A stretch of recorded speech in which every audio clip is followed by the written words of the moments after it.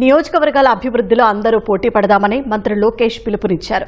వచ్చే 4 ఏళ్ల పాటు అభివృద్ధి పనులపైనే దృష్టి పెట్టి రాష్ట్రాన్ని నంబర్ 1 చేద్దామని అన్నారు. ప్రజల సమస్యలను నాయకులు ఓపికగా వినాలని లోకేష్ సూచించారు. మన ప్రభుత్వం డబుల్ ఇంజిన్ సర్కార్. మన నమో రాష్ట్రం కోరిన అన్ని కోరికలు ఈరోజు తీరుస్తున్నారు. ఇక్కడున్న మిమ్మల్ని అందరం కూడా నేను కోరుతున్నా, ప్రజలు మన దగ్గరికి వచ్చినప్పుడు ఆప్యాయంగా పలకాలి, కూర్చోబెట్టాలి, వాళ్ళ సమస్యలు పరిష్కరించడానికి మనం ప్రయత్నించాలి.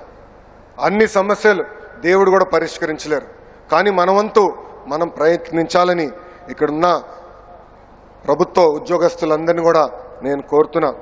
అంతేకాకుండా ఎమ్మెల్యేలు ఎంపీలు కూడా నేను ఒక విషయం చెప్పదలుచుకున్నా. మనందరం కష్టపడాలా, అహర్నిశలు అందుబాటులో ఉండాలా.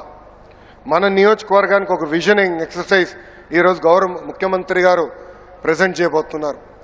ఆ విజనింగ్ ఎక్సర్సైజ్ అధికారులతో కూర్చుని డెవలప్ చేసి రాబోయే రోజులు అంటే వచ్చే 4 సంవత్సరం మన నియోజకవర్గాన్ని ఎలా అభివృద్ధి చేయాలి అనే దానిపైన అందరం కూర్చుని పనిచేయాల్సిన అవసరం చాలా చాలా ఉంది.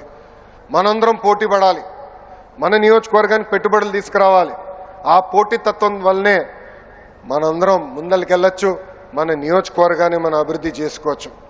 సంవత్సరం అయింది, సుపరిపాలన తొలి అడుగు మాత్రమే. చేయాల్సిన అనేక కార్యక్రమాలు ఉన్నాయి, కలిసికట్టుగా చేద్దాం. అన్ని రంగాల్లో భారతదేశంలోనే ఆంధ్రప్రదేశ్ని నంబర్ 1 చేసే బాధ్యత ఇక్కడ కూర్చున్న మనందరిపైన ఉందని ఈ సభాముఖంగా తెలుపుకుంటూ జై హింద్.